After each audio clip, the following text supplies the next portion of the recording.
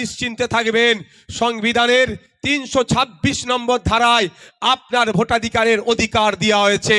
ওখানে স্পষ্ট ভাষায় বলা হয়েছে যে আপনি 18 বছরের ঊর্ধ্বে ভারতীয় নাগরিক, আপনার ভোটদানের স্বাধীনতা আছে।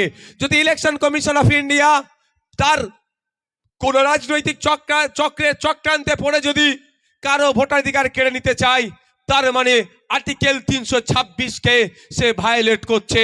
তাই আর্টিকেল 326-এর অধিকারকে ফিরিয়ে নিয়ে আসার জন্য আপনার পাশে কেউ থাকুক আর নাই থাকুক, আপনার পাশে আইএসএফ থাকবে, খামচিহ্ন থাকবে, শামসুর আলী মল্লিক সাহেবরা থাকবেন, বিশ্বজিৎ মাইতিরা থাকবেন, তাপস ব্যানার্জিরা থাকবে। আমরা আপনার পাশে থাকবো, আপনার হয়ে আমরা সর্বোচ্চ লড়াই করব। ভয় পাওয়ার, এটা ভয় পাওয়াতে চাইছে, আমরা ভয় পেলে অসুবিধে হবে, আমরা ভয় পাবো না, লড়াই করবো। এইটুকু একটা কথা বলে দিই, আমি শুনছিলাম এখানে প্রোগ্রামটা অন্য জায়গায় হওয়ার কথা ছিল, সেখানে হয়নি, অন্য জায়গায় হয়েছে। আমি ধন্যবাদ জানাবো প্রশাসনের বন্ধু ভাইদেরকে, তারা যথেষ্ট সহযোগিতা করেছে। ধন্যবাদ জানাবো দর্শকের আসনে বসে থাকা, দাঁড়িয়ে থাকা অগণিত বাপ ভাইদের সাথে সাথে আজকে পাল্লা দিয়ে মা বোনেরাও আজকে এসে বুঝিয়ে দিয়েছে আইএসএফকে শুধু বাপ ভাইরা ভালোবাসে না, মা ভাইরাও আইএসএফকে যথেষ্ট ভালোবাসে। আর মায়েরা আজকে এখানে এসে বুঝিয়ে দিয়েছে, মমতা ব্যানার্জিকে বার্তা দিয়ে দিয়েছে, শুধু লক্ষ্মীর ভান্ডার দিয়ে মায়েদের তুমি মাথা কিনতে পারবে না। স্কুলে শিক্ষক চাই, হসপিটালে ডক্টর চাই, তাহলেই মায়েদের ভোটটা হয়তো কিছুটা তুমি পেতে পারো। তবে মায়েদের বলবো, আমি 1000-1200 টাকার বিরুদ্ধে নয়, যেটা দিচ্ছে সেটা ছাড়বেন না, কিন্তু যদি মায়েরা রাজ্য পরিচালনার দায়িত্ব আগামী দিনে আমাদের হাতে তুলে দেন, 1000-1200-এর পরিবর্তে মায়েদের গেলে মাস গেলে 5000-এর ব্যবস্থা আইএসএফ করে দেবে।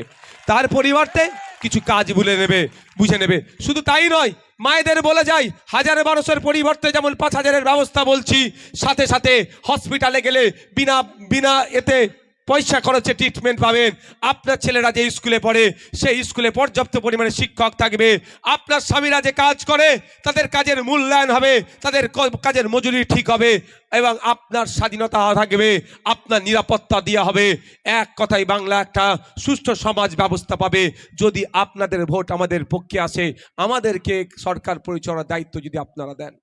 যদি কেন বললাম, আপনারা ডিসাইড করবেন। তো এই এসআইআর হচ্ছে, ও আপনি যাকে জিতিয়েছেন তার জন্যই তো হচ্ছে। সে যদি 90,000 অফিসার না দিত, এখন হতো এসআইআর? বলেন আপনারা, হতো কি? এত শর্ট পিরিয়ডে হয় এটা, এত শর্ট পিরিয়ডে? তাই এটা নিয়ে শুনছিলাম, এখনো বাস্তব জানি না, তাও বলে রাখি, নাকি মাধ্যমিকের সার্টিফিকেট দিলেও হবে না। মানেটা কি ভাই? এই অ্যাডমিট দিলে হবে না, সার্টিফিকেট দিতে হবে। মানে ভারতবর্ষের ভোটাধিকার হতে গেলে মাধ্যমিক পাস হতে হবে? এইরকম আইন হচ্ছে নাকি নতুন? তার আগে তো পরিকাঠামো তৈরি করতে হবে ভাই। এই যে আমি এখানে এসে ভাষণটা দিচ্ছি, যদি এই স্টেজ পরিকাঠামো না থাকতো ভাষণ কি দিতে পারতাম? তো আপনি যদি বলেন যে অ্যাডমিট কার্ড হবে না, সার্টিফিকেট লাগবে, অর্থাৎ পাস করেছে মাধ্যমিক লাগবে, তার ব্যবস্থা আপনি আছেন? সারা ভারতবর্ষে, এই শুধু মোদিজির আমলে বলছি, সারা ভারতবর্ষে প্রায় 1 লক্ষ স্কুল বন্ধ হয়ে গেছে। ক্ষতি কার হয়েছে? দলিত, আদিবাসী, মুসলমানদের। তাহলে এত যদি স্কুল বন্ধ করতেন, ছেলেরা পড়বে কোথায়? এই নাটক চলছে, এই নাটককে আপনাকে আমাকে দায়িত্ব নিয়ে বন্ধ করতে হবে। তাহলে 2021-এর আমরা বিজেপি তৃণমূলের বাইনারিতে পড়ে গিয়েছিলাম। বিজেপি নাকি এসআইআর করে, এনআরসি সিএ করে তাড়িয়ে দেবে, ভোটটা লুট হয়েছে। আবার এসে দাঁড়াচ্ছে 2026, এসআইআর করে ভোটাধিকার কেড়ে নেবে। তুমি আমাকে ভোট দাও, আমি তোমাকে ভোটাধিকার ফিরিয়ে দেব। এর নাম করে নাটক চলবে, তাই এদের ফাঁদে পা দেবেন না। আমি আপনাদের বলতে চাই, কারো আশীর্বাদে, কারো অভিশাপে না আপনার ভোটাধিকার চলে যাবে, না ভোটাধিকার থেকে যাবে। আমি দায়িত্বহীন ভাষাই বলছি, মোদিজি হোক আর মমতা ব্যানার্জি হোক, কোনো ইল্লিগাল ভোটারকে তারা লিগাল করতে পারবে না। ঠিক একইভাবে মোদিজি হোক আর মমতা ব্যানার্জি হোক, কোনো লিগাল ভোটারকে ইল্লিগাল করে আটকে রাখতে পারবে না। দিনের শেষে সংবিধানকে সামনে রেখে তাকে লিগাল প্রুফ আমরাই করে ছাড়বো। তাহলে ভয় পেয়ে যাবেন না। শুভেন্দু অধিকারী বলেছে ভোটাধিকার কেড়ে নেবে, আর মমতা ব্যানার্জি বলছে ভোটাধিকার দিয়ে দেবো। কারো ক্ষমতা নেই, কারো ভোটাধিকার কাড়ার ক্ষমতা নেই, কারো দেওয়ার ক্ষমতা নেই। দেবে কে সংবিধান, কাড়বে কে সংবিধান। ভারতীয় হতে হবে, 18 বছরের ঊর্ধ্বে হতে হবে, আপনার আবার ভোটাধিকার পাবো। আর ইললিগাল যে আছে তার সাথে কোনো প্রশ্ন নেই আমার, যে ভারতীয় নয় তার আমি ভোটাধিকার নিয়ে চিৎকার করবো কেন ভাই? আমি দায়িত্বশীল নাগরিক। কিন্তু আপনাদের ভয় দেখানো হচ্ছে, ভয় পাবেন না। হয়তো সামনের দিনে, আগামী দিনে আরো হয়তো লড়াই হতে পারে, আসতে পারে, গণতান্ত্রিক প্রক্রিয়াতে লড়াই হবে। তবে বিভিন্ন জায়গায় দেখছি প্রতিবাদ হচ্ছে, প্রতিবাদ হওয়াটা স্বাভাবিক। আরো বেশি বেশি করে প্রতিবাদ হবে। কি বললাম? আরো বেশি বেশি করে প্রতিবাদ হবে আগামী দিনে। এই দেগঙ্গা এআরও যিনি আছেন, ইআরও বা ইআরও যিনি আছেন, সেই অফিস ঘেরাও হবে গণতান্ত্রিক প্রক্রিয়াতে, এটাও আমি বলে যাচ্ছি। তবে শান্তিপূর্ণ, কারো কথায় বার খেয়ে কিছু ক্ষতি করে ফেলবেন না। আমি বললাম, আপনি গেলেন বিডিও অফিসের গেটটা ভেঙে দিলেন। ওই বিডিও অফিসের গেটটা আপনার আমার ট্যাক্সের টাকায় তৈরি হয়েছে। ও আপনার আমার সম্পত্তি, রাষ্ট্রের সম্পত্তি, মানে নাগরিকের সম্পত্তি। ওই গেটটা আবার সারাতে হবে তো। ওই গেটটা সারাতে গেলে যে টাকাটা খরচ হবে, সেই আপনার আমার ট্যাক্সের টাকা দিয়ে সারাবে। ওটা আমার আপনার সম্পত্তি, আমি আপনি ভাঙবো কেন? তাহলে হিংসায় আমরা জড়াবো না। আমরা কি করব? ঘিরে বসে রাখবো। জবাব দিতে হবে কোন লজিকে তুমি আমার 4 ভাই বোন, তুমি আমাকে 6 ভাই বোনের ডেটা পাঠিয়েছো। বুঝতে পারছো না? জবাব দিতে, যতক্ষণ দিতে পারবে বসে থাকবো, ঘিরে বসে থাকবো। কোনো হই হুল্লোর কিছু নয়, হইও নয়, ঝগড়া ঝামেলা নয়, বসে থাকবো।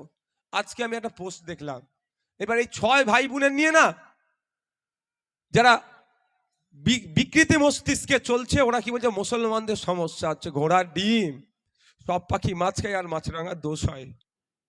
বলছে মুসলমানদের সমস্যা হচ্ছে। আমি একটা নাম বলছি, রাজা রায়, পিতার নাম কালীপদ রায়, 25 বছরের ছেলে। তার কাছে হেয়ারিং এর নোটিশ এসেছে। কেন এসেছে? তার ভাই বোন মিলিয়ে তারা 8 জন। লোকটি, ছেলেটি কে? রাজ্যসভার এমপি ছিল শান্তনু সেন, তৃণমূলের নেতা। তার গাড়ির ড্রাইভার, আমি এতটাও বলে দিচ্ছি। কি বললাম? তার গাড়ির ড্রাইভার নোটিশ এসেছে। এবার বলুন, শুধু কি মুসলমানের কাছে আসছে? এবার কার একটা সন্তান নেবে, কে 2টো সন্তান নেবে, সেটাকে ডিসাইড আমি করে দেবো না? আমার দেশে কোনো পলিসি আছে এরকম? আমার দেশে পলিসিও নেই, আর আমার ডিসাইড করার পাওয়ারও নাই। আমি ওই বিতর্কে জড়াবো না। যদি পলিসি থাকতো 2টো সন্তান, কেন 3টে হয়েছে সেটা প্রশ্ন হতো। যখন পলিসি নাই, তাহলে ওরা 8 ভাই বোন, তাদেরকে ইচ্ছা করে পেরেশানি, মানে ওটাকে হয়রানি করার জন্য এ কাজ করা হচ্ছে। তাই আমি আপনাদের বলবো, ঐক্যবদ্ধ থাকতে হবে। কে হিন্দু কে মুসলমান সেই পরিচয় নিয়ে বিতর্কে জড়াবেন না। আমাদের সামাজিক পরিচয়, আমরা মানুষ। আমার পাশের বাড়ির একজন কেউ এই এসআইআর এর হিয়ারিং এ বিপদে পড়েছে, আর আমি এত বড় নিকৃষ্ট হয়ে যাব না যে হিন্দু কি মুসলমান দেখবো আমি। আমার কাজ কি হবে? আমার পাশের বাড়ির ওই লোকটার পাশে থেকে তাকে সাহস জুগিয়ে তার হয়ে 2টো কথা বলা। এটা হবে তো নাকি রে ভাই? না রাজা রায়, কালীপদ রায়ের ছেলে, ওটা ও বুঝে নেবে, ও বলে আমি মুখ ঘুরিয়ে নেব, এটাও হবে না। আর রজিউদ্দিন আখতারি, ও ওটা বুঝে নেবে, আমি মুখ ঘুরিয়ে নেব, এটাও উচিত হবে না। তাই আমার কাছে রজিউদ্দিন আখতারিও যতটা গুরুত্ব পাবে, একজন এসআইআর এর নোটিশ ইস্যু করেছে কেন সেই নিয়ে, আর রাজা রায়কেও কেন নোটিশ ইস্যু করলো, এই দুটো গুরুত্বই কিন্তু আমার কাছে এক থাকবে, এর বাইরে কিছু হবে না। হ্যাঁ, রজিউদ্দিন আখতারি আমার পার্টির অঞ্চল লেভেলের, বিভিন্ন লেভেলের একটা নেতৃত্ব, ঠিক কথা, কিন্তু অন্যায় এর সাথেও হয়েছে, রজিউদ্দিন আখতারির সাথে হয়েছে, রাজা রায়ের সাথে হয়েছে। সুতরাং 2 অন্যায়কে আমরা এক মানদণ্ড হিসাবেই দেখব, আলাদা আমরা দেখব না। 21শে জানুয়ারি কলকাতা যেতে হবে। যাদের নোটিশ অলরেডি এসে গিয়েছে তারা আমাদের নেতৃত্বদের সাথে যোগাযোগ করবেন। ওরা কি করবে? অ্যাপ্লিকেশন লিখে জমা কোথায় করাতে বলবে সেখানে করবে। 1 নম্বর কথা। আমি একটু বলে যাই, এইখানে প্রোগ্রাম হতো না, 2য় জায়গায় হতো, এখানে হয়েছে, এতটুকু বলে যাচ্ছি আমি। যে এখানে প্রোগ্রামের জায়গা চেঞ্জ করালো, তার বাপ দাদু কবর যেখানে শুয়ে আছে, খোঁজ নিয়ে দেখুন তার আত্মীয় যেখানে শুয়ে আছে কবরটা যে সুরক্ষিত আছে এই নওশাদ সিদ্দিকীর জন্য, মমতা ব্যানার্জির জন্য নয়। তাকে এইটুকু শুধু জানিয়ে রেখেতে চাই, আগামী দিনে এসআইআর নিয়ে পেরেশানিতে পড়লে, বিপদে পড়লে তার দল তার পাশে থাকবে না। আমার এই অজয়উদ্দিন রায় তাকে বিপদ থেকে উদ্ধার করবে, এটাও আমি বলে রেখে দিতে চাই। কারণ তার বাপের কবর, তার আত্মীয়র কবর সুরক্ষা করার জন্য মমতা ব্যানার্জি এগিয়ে আসেনি, অভিষেক ব্যানার্জি এগিয়ে আসেনি, কাকলি ঘোষ দস্তিদার এগিয়ে আসেনি, এগিয়ে এসেছে নওশাদ সিদ্দিকীর মতো কোটি কয়েক মানুষ। আমাদের করা মামলার জন্য এখন ওনার পরিবারের কবরস্থানটা সুরক্ষিত আছে। আর ও আজকে দাদা দিদি বলেছে বলে হই হই করছে, তো গরম কদিন থাকবে দেখে নেন। শাহজাহান শেখ ওই নাকি সন্দেশখালী নিজেকে বেতাজ বাদশা বলতো, সে এখন জেলের ভাত খাচ্ছে, আর এ তো পাড়ার চারানার নেতা। সময় আছে, শুধরে যান। আমি বলছি সময় আছে, শুধরে যান। শুধরে যান মানে বলছি না আইএসএফে চলে আসুন, আইএসএফে দরকার নেই। আপনি আপনার দলটা করুন, কারণ আজকে যে নিচে আছে কালের ক্রমে সে কালকে আগামীতে ওপরে উঠবে। আজকে যিনি ওপরে আছেন কালের ক্রমে সে আগামীতে নিচে নামবেন। নিচে নাম থাকার পরে মানুষ আপনাকে কিভাবে গ্রহণ করে, ওপরে থেকে যে আচরণ করবেন তার উপরই তো হবে ভাই। ওপরে থেকে যে আচরণটা তুমি করেছো নিচে নামলে সেটা মূল্যায়ন হবে, আর নিচে নামতে হবেই কালের ক্রমে ভাই। সেই দিনটার কথা ভেবে করুন। আমি অনুরোধ করব আপনাদের রাজনৈতিক হিংসায় জড়াবেন না। যার যে দল ভালো লাগবে সে দল করবেন, দিনের শেষে প্রতিবেশী এটা মাথায় রেখে দল করবেন। কারণ মমতা ব্যানার্জি, অভিষেক ব্যানার্জি, দিলীপ ঘোষ, কুণাল ঘোষ, শুভেন্দু অধিকারী, সুজন চক্রবর্তী এরা খোঁজ নিয়ে দেখবেন এসি রুমে বসে চা খায়, আর আপনারা ঝগড়া জড়িয়ে পড়ছেন। দ্বিতীয় কথা, প্রশাসন বন্ধুদেরকে সহযোগিতা করবেন। প্রশাসন বন্ধু আমাদের সমাজের একটা গুরুত্বপূর্ণ তারা সদস্য, তারা আমাদের সমাজে গুরুত্বপূর্ণ সদস্য। আমরা প্রশাসনকে অনেক অনেক কথা বলি, কিন্তু একটু ভেবে দেখেছেন 8 ঘন্টার বেশি এরা কতক্ষণ ডিউটি করছে? 12 ঘন্টা, 14 ঘন্টা, 16 ঘন্টা ডিউটি করছে। কেন করবে? 8 ঘন্টার বেশি কেন ডিউটি করবে? এটা আমাদের বাড়ির তারা একজন গুরুত্বপূর্ণ সদস্য। তাই এদের জন্য এদের হোক কথা বলতে হবে। আইনকেও হাতে তুলে নেবেন না, এই প্রশাসন ভাইদেরকে আপনারা সহযোগিতা করবেন এবং আওয়াজ তুলবেন। এই পুলিশ সহ সরকারি কর্মচারীদেরকে মমতা ব্যানার্জি 2006, 7, 8-এর দিকে বলেছিল কেন্দ্রীয় সমাহারে দিয়ে দিতে হবে, নাহলে সরকার থেকে চলে যাও।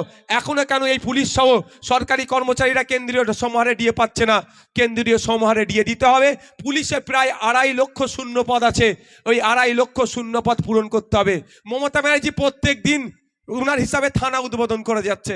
ভাঙড়ে 2-3টে থানা ছিল, এখন 8টা থানা করে দিয়েছে। আমি তো বলি যে পাড়ায় পাড়ায় থানা করে দাও, নওশাদ সিদ্দিকীর কোনো অসুবিধা নাই। অসুবিধা কি ভাই? আমি সমাজ বিরোধী নাকি? আমি বোম মারামারি করি নাকি? সমাজ বিরোধী ওই নোটোরিয়াস ক্রিমিনাল, ওর অসুবিধা হতে পারে, আমার কেন অসুবিধা হবে? তবে আমি একটা কথা বলেছি, ওই একটা অফিসারকে দিয়ে 2টো থানা চালালে হবে না। লেডি কনস্টেবলের অভাব, লেডি এসআই এর অভাব, নতুন নতুন পদ যে তৈরি হয়েছে সেইগুলো পূরণ করো। 2.5 লক্ষ শূন্য পদ আছে, 2.5 লক্ষ পুলিশে যদি এসে যায় তাহলে কি হবে? আমার আজকের যে পুলিশটা 12 ঘন্টা 14 ঘন্টা ডিউটি করছে, তার ডিউটি 8 ঘন্টায় চলে আসবে, কষ্ট কম হবে। আর 2.5 লক্ষ পরিবার কি হবে? চাকরি পাবে। 2.5 লক্ষ পরিবার চাকরি পেলে আরো 2.5 লক্ষ পরিবার তার থেকে উপকৃত হবে। তাহলে 5 লক্ষ পরিবার পিছু 4 জন করে ধরলে 5 লক্ষ পরিবার মানে 20 লক্ষ মানুষ শুধু পুলিশে নিয়োগের মাধ্যমে উপকৃত হবে। মমতা ব্যানার্জি যদি না পারে সেই জায়গা থেকে অব্যাহতি নিক, আমাদেরকে দায়িত্ব দিক, আমরা এগুলো বুড়ে দেখিয়ে দেবো। সকলে ভালো থাকবেন, সুস্থ থাকবেন। দেগঙ্গার মায়েদের বলবো, দেগঙ্গার মায়েদের বলবো 1000-1200 টাকা হাতে ধরিয়ে দিচ্ছে, আর আপনার স্বামীর, আপনার ছেলের যখন ট্রিটমেন্ট করতে হচ্ছে কত করে দিতে হচ্ছে? 5000, 10,000 খরচ হয়ে যাচ্ছে। আপনারা যদি আমাদের যেতান, হেভি ট্রিটমেন্টের জন্য কলকাতায় যেতে লাগবে না। কলকাতার পিজি হসপিটাল আপনাদের দ্বারে, আপনার জেলায় আমরা হাজির করে দেবো। ধন্যবাদ সকলকে।